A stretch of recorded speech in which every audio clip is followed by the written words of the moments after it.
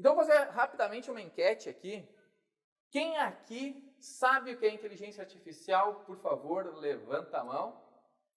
Bastante gente sabe. Isso é bom. Metade. Quem aqui utiliza inteligência artificial conscientemente? Eu sei que eu uso inteligência artificial. Levanta a mão. Já aumentamos para 77%. Muito bom. E agora, quem aqui não sabe e não usa inteligência artificial? Levanta a mão, fazendo um favor. Ninguém? Então, excelente. Já partimos. Mas, vejam bem, a inteligência artificial, ela é um termo abrangente para tudo que é relacionado à inteligência de computadores. Ela pode ser superficial, a gente não ouve falar muito, mas é shallow learning. E nós temos ela mais profunda, que a gente ouve falar bastante. Ela pode ser deep learning. Mas tudo está relacionado, então, a técnicas e ferramentas como machine learning, deep learning, aprendizado de máquina, que pode ser superficial ou profundo. Este exemplo eu trago de um livro de programação em JavaScript, é uma tecnologia que ajuda a criar algoritmos que vão aprendendo conforme nós interagimos com computadores. E computadores nós podemos entender não somente com o nosso laptop, mas com o nosso relógio, com o nosso smartphone, óculos inteligentes e outras tecnologias. Então, é como um guarda-chuva. Dentro deste grande conceito, nós temos o aprendizado e dentro do aprendizado nós temos um aprendizado que é mais profundo. O aprendizado de máquina é a capacidade que a tecnologia tem para encontrar padrões em dados. E notem que esta tela aqui, que parece que tem uma imagem, que remete muito às imagens criadas pelas tecnologias generativas, e foi criada lá, a gente escreve um script, ela gera uma imagem. No fundo, é um monte de 0 e 1. Tudo é matemática. Vem tudo da parte elétrica, eletrônica. Nós não temos, de fato, a imagem como vocês estão vivendo aqui. E se nós formos olhar a fundo, o que vocês estão vendo também é um aglomerado de átomos. Aqui é um aglomerado de 0 e 1, que dentro dessa organização mostra isso. Então, o computador sempre fará equações matemáticas para aprender. E ele consegue, então, gerar probabilidade de saber ou não alguma coisa, de nos trazer um conhecimento novo. Ele vai aprender. Tem um caso aqui que é interessante, que é o uso do aprendizado de máquina para predizer doenças raras, para ajudar o ser humano, ajudar um trabalhador da área da saúde a salvar vidas. E esta notícia ela já traz umas características interessantes. Por exemplo, como essa tecnologia permite que a inteligência artificial aprenda em um grande volume de dados. E para quem vem estudando, conhecendo a inteligência artificial, tentando aplicar nas suas empresas, talvez já tenha ouvido, não, eu sempre preciso de um grande volume de dados. Como assim? E a gente vai se aprofundar nesse assunto. E daí entra no Deep Learning, ou o aprendizado profundo. O aprendizado profundo, ele tenta imitar o que o nosso incrível cérebro, que ainda é um mistério para a ciência, faz. Mas dentro daquilo que conhecemos, são subconjuntos do aprendizado de máquina e pode desempenhar atividades como reconhecimento de fala. Então, por exemplo, até eu fiz o teste se alguém não usava inteligência artificial, um público muito qualificado, que todo mundo tem consciência que usa.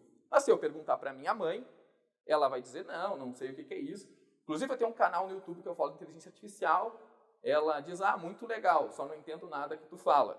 Pois é, mãe, mas toda vez que você aperta no microfone do Google e diz, Google, por favor, qual o nome daquele padre que canta a música tal? Ela está fazendo o quê? Utilizando uma inteligência artificial que está reconhecendo as palavras, as sentenças, fazendo uma busca e trazendo um resultado para ela. Então, ela termina dizendo, muito obrigado, Google, era isso que eu queria, porque ela é muito educada.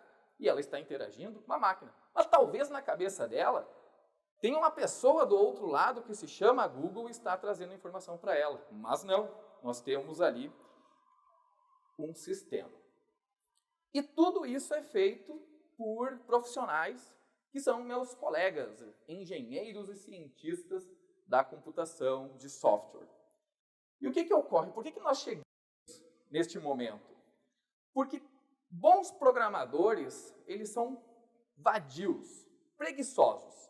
Eles poderiam muito bem desempenhar a atividade de uma vez. Olha, faça uma conciliação de planilhas de estoque, que é uma situação que eu passei há uns 20 ou 17 anos atrás, trabalhava numa grande empresa, só que todos os dias eu fazia aquela mesma atividade. Ela era pequena diariamente, mas ela era repetitiva ao longo do mês e do ano, para depois apresentar um número para a diretoria.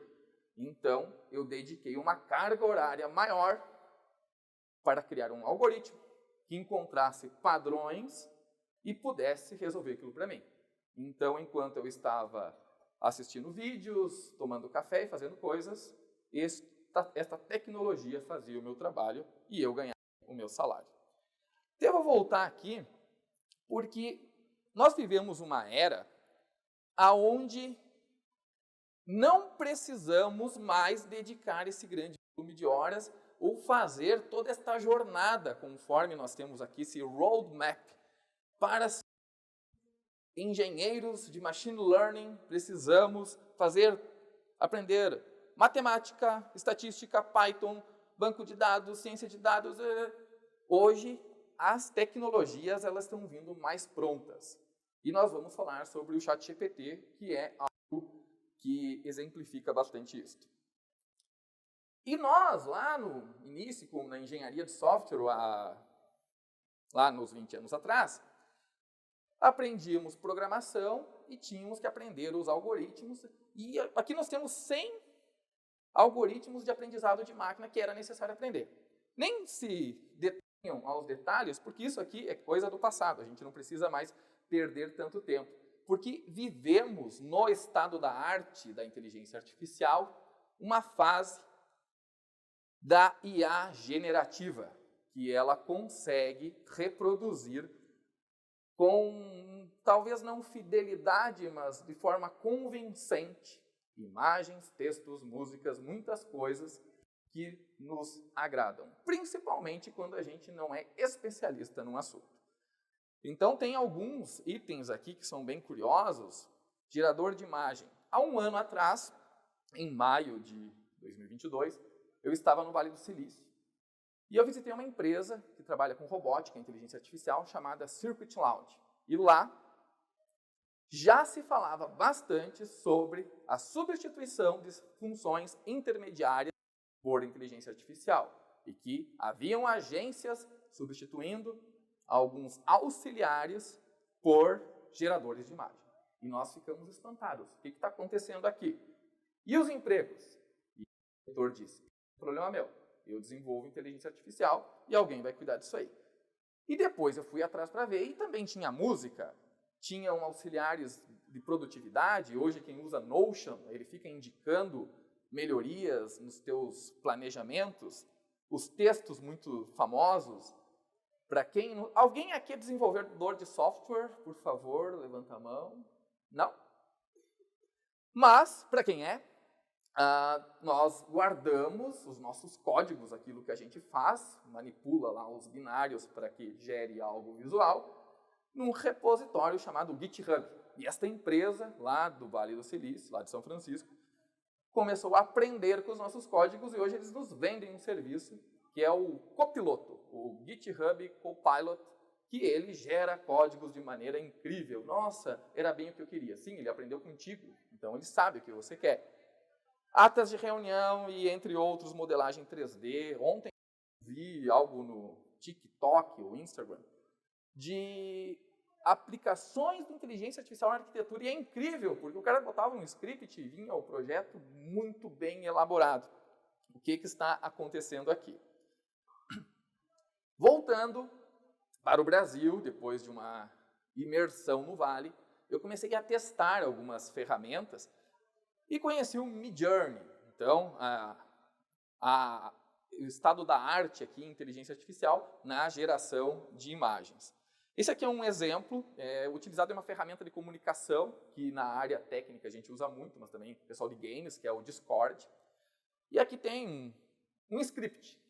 Alguém escreveu uma frase, gere imagens com as seguintes características. E ele gerou as 4 versões. E eu comecei a recortar imagens, que eu achei curioso, esta capacidade de qualidade de imagem e abstração que a tecnologia estava trazendo, e me perguntando como é que eles conseguiram chegar neste nível. Principalmente essa imagem bíblica. Quando se falou em José Maria cruzando o Rio Jordão, por que tem este aspecto e a do gato tem outro aspecto? O que foi utilizado para aprender? Então eu resolvi escrever um pequeno script, a Pianist Rockstar, que é algo que eu tenho um certo contato por ser músico, e me chamou a atenção que, de fato, há elementos na palavra rockstar que vieram para cá, porque é uma estrela de rock. Então, se o pianista estivesse sozinho, ele não seria uma estrela, porque ele precisa de público. Então, eu testei uma outra ferramenta que usa um outro algoritmo de Fusion, só que já não tinha o público, tinha o piano, tinha uma pessoa que poderia ser um pianista. Veja bem, mesmo os algoritmos, aquelas tecnologias estando disponíveis para todo mundo, as empresas que vêm criando essas tecnologias não chegam exatamente nos mesmos resultados. E então, testei esta que já estava ganhando espaço. Nem olhava para o nome OpenAI, era o DALL-E. Foi uma das primeiras coisas que surgiram aqui no Brasil e coloquei exatamente o mesmo script. A Pianist Rockstar. E me surpreendeu que antes tinha mais um aspecto de ilustração, agora já apareciam com uma foto, uma fotografia. Como eu sei que tudo é 0 e 1, a gente mais ou menos consegue entender. Mas quando nós não somos da área técnica, parece muito mágico isso daí. Então eu coloquei um empreendedor programador para ver o que ele gerava e consegui me ver, inclusive, no meu home office, trabalhando ali. E, de fato, o sistema está aprendendo com aquilo que ele está lendo na internet. E alguns espertinhos conseguiram criar aplicações bem interessantes. E, por exemplo, este caso deste jovem que tinha viajado para a Europa, mas logo depois a namorada o deixou. Então ele utilizou a inteligência artificial para não perder as belas fotos da viagem, para colocar o seu melhor amigo fiel que nunca o deixará. E então, dezembro, final do ano passado, virada de ano, ChatGPT, as pessoas começam a ficar muito preocupadas. E eu vou no ChatGPT e pergunto: o que você é? Como você foi treinado? Quais foram as técnicas? Ele me dá uma explicação. Mas eu consegui uma explicação melhor seguindo uns caras no LinkedIn. E tem o Gustavo Zaniboni, acredito que ele seja de São Paulo.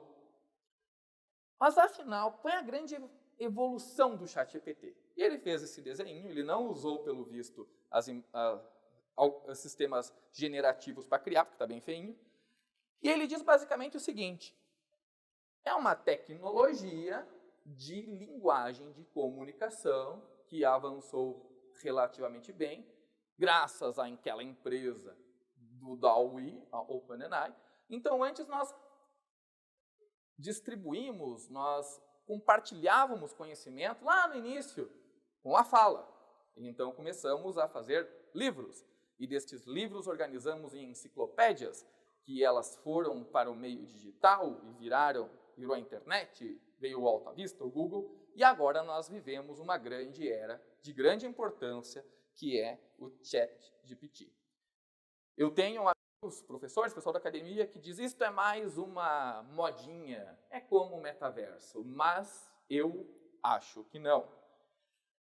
Porque, diferentemente da fase a qual o metaverso ele ganhou espaço, que nós estávamos enclausurados, nós estávamos em nossas casas querendo interagir e a tecnologia veio oferecendo uma experiência um pouco melhor do que simplesmente a câmera. Esta tecnologia, ela não veio para suprir um momento, como foi o momento caótico da pandemia. Ela vem evoluindo há mais tempo, ela tem fases, ela tem estudos. Antes foi falado aqui para quem estava assistindo sobre os papers, né, que são os estudos científicos, as produções científicas, vem de tempo. A inteligência artificial, ela é da Segunda Guerra, Alan Turing. Ela viveu o tal do inverno, que passou décadas sem grandes investimentos, até que uma empresa de Londres, DeepMind, assumiu um desafio. Nós vamos mostrar que a inteligência é muito mais do que as pessoas imaginam e desafiaram para um jogo de tabuleiro, um jogo chinês, milenar, o Go, e criaram então o AlphaGo e conseguiram vencer o melhor jogador do mundo neste jogo, como foi feito com o Kasparov, com o xadrez, com a IBM, só que agora um jogo mais complexo que precisava de maior cognição. E então começou a ter direcionamento de dinheiro. Tudo que a gente falou antes aí, a palestra anterior que me antecedeu, recursos, fomentos, dinheiro, dinheiro, dinheiro, não adianta. Se tem essa feira que tem investimento, se algo evolui, tem investimento. Os países pós-guerra evoluem porque é colocado dinheiro e uma tecnologia, ela ascende quando são direcionados os investimentos.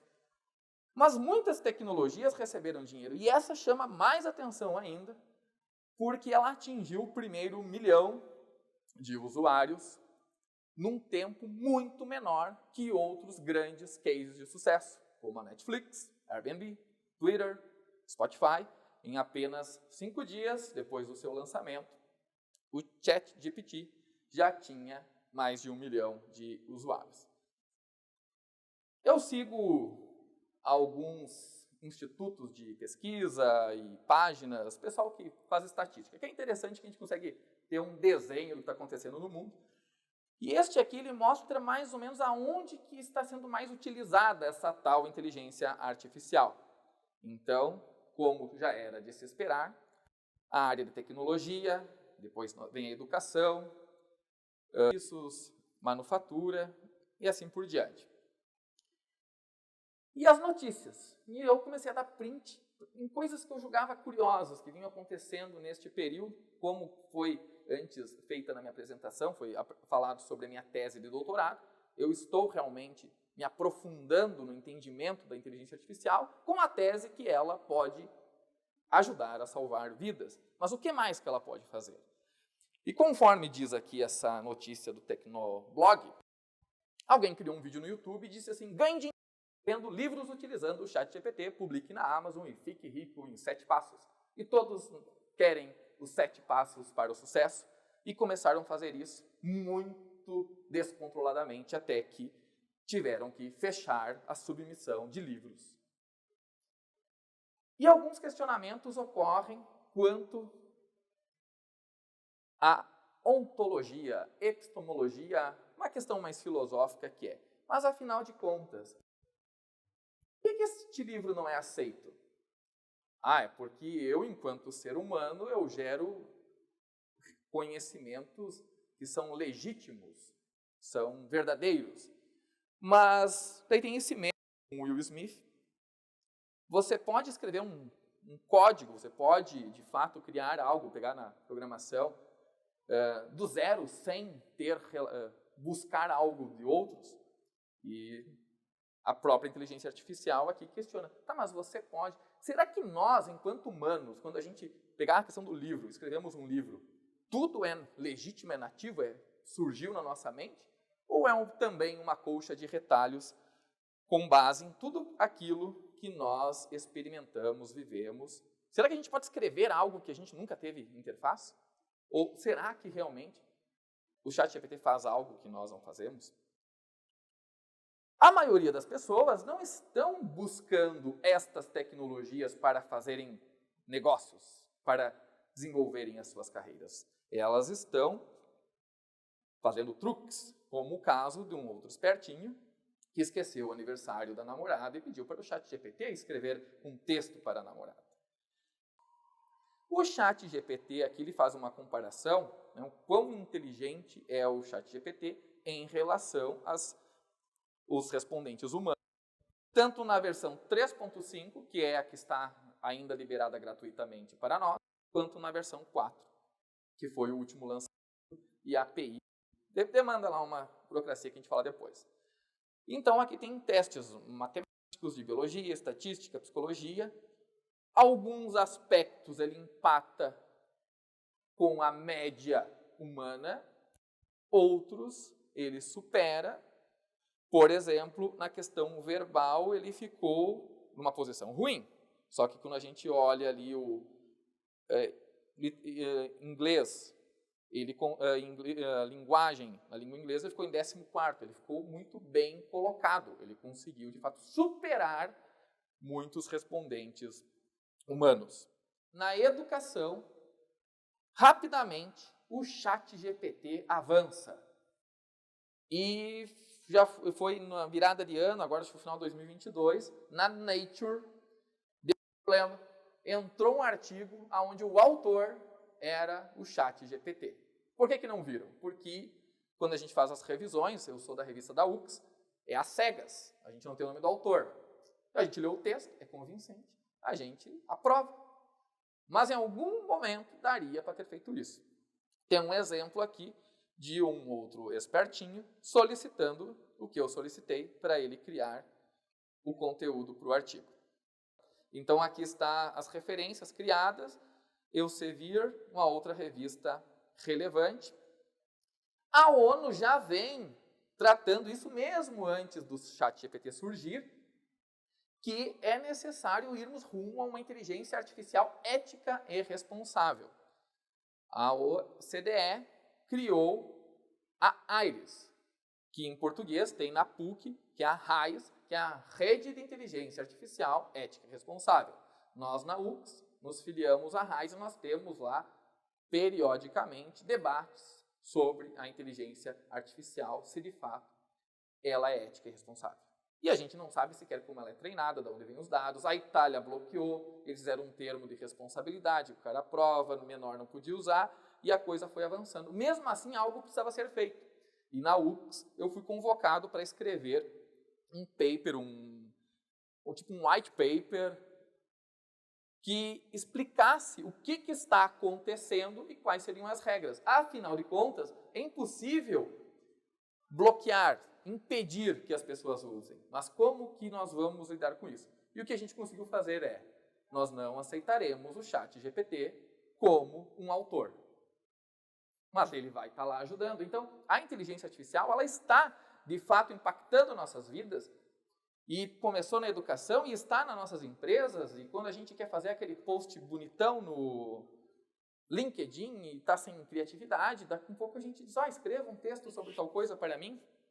Até que a mídia sensacionalista diz, mas empregos acabarão, vejam os 10 empregos. Então, alguém perguntou para o ChatGPT, quais são os empregos que você vai destruir primeiro? E ele diz que são os psicólogos, artistas, os professores, os escritores, os advogados e assim por diante. E o que nós vamos ter que fazer? É aprender a conviver com isso, a saber a usar. Nós, indo nas ferramentas, sendo claro, fazendo perguntas específicas. Inclusive eu montei, depois eu vou deixar um link aqui, um QR Code para vocês, que são scripts de ChatGPT. Como é que a gente pode usar essa ferramenta a nosso favor para não tê-la como inimiga. Porque se eu não usar, mas o meu concorrente, meu colega, alguém usar, ele vai aumentar a sua capacidade produtiva e a qualidade dos seus realizados e eu vou ficar para trás. Então, realmente, é um caminho sem volta. E a criação de conteúdo é algo muito comum. E quando eu abro o LinkedIn, eu olho a imagem, foi gerada, leio o texto. Os textos têm até os intervalos, as estruturas, as contextualizações, tudo muito parecido. Mas qual o problema? Pelo menos melhorou a qualidade. Antes era mal escrito, as imagens eram feias, agora as coisas são bonitas. E aqui também, para quem... todos já usaram o ChatGPT, acho que é importante, né? Eu parti do pressuposto que alguém não tinha usado. Então, assim, ó, quem não usou, levanta a mão. Ok, vocês que não usaram, ainda bem que tem vocês, senão não ia fazer sentido esse slide. Acessem, pode ser do celular, pode ser do computador, este endereço, podem tirar foto, chat.openai.com. Ele é bom de cálculo, ele é mais do que bilíngue, ele ajuda em buscas, ele não diz as referências, ele inventa e assim por diante, mas ele impressiona. Vocês vão ficar dependentes dele. Eu já tenho amigos que eles andam com o celular sempre à mão e tudo que a gente fala uma palavra que ele não conhece, ele coloca aqui do lado, lê e daí continua conversando. Não perde mais nada agora. E a gente está perto de concluir, trouxe aqui algo bem interessante, que a inteligência artificial ela nasce para iludir, mentir, para confundir o inimigo numa guerra. Então nós temos aqui O Jogo da Imitação, é um excelente filme, para quem não assistiu eu recomendo. Do lado uma imagem que eu mandei um software generativo criar uma imagem do Alan Turing, ele criou isso aí. E aqui nós temos uma imagem que é fake. Então isso está acontecendo. Os softwares estão sendo utilizados para a mentira, para o mal. Porque para alguém isso é bom e sempre será esse dualismo. Então é uma questão interpretativa. Aqui foi utilizado para o bem, aonde no filme Maverick foi feito então a utilização, se eu não me engano, que era para o dublê ficar exatamente igual ao Tom Cruise, como se ele usasse o dublê. Tá? E aqui eu tenho uma pergunta, uma nova enquete, enquete final. Foto dos meninos, ou como a gente está no Rio Grande do Sul, né? Foto dos guris e das gurias. Quem acha que ambas as fotos são verdadeiras, por favor, levante a mão. Ninguém. Quem acha que a foto dos guris é verdadeira, levante a mão. Obrigado. Das gurias. Quem acha que ambas são falsas, levante a mão. Ok, parabéns para os últimos, vocês acertaram. Ambas são falsas e nós estamos o tempo todo sendo enganados na internet graças a essa maldita inteligência artificial. Muito obrigado.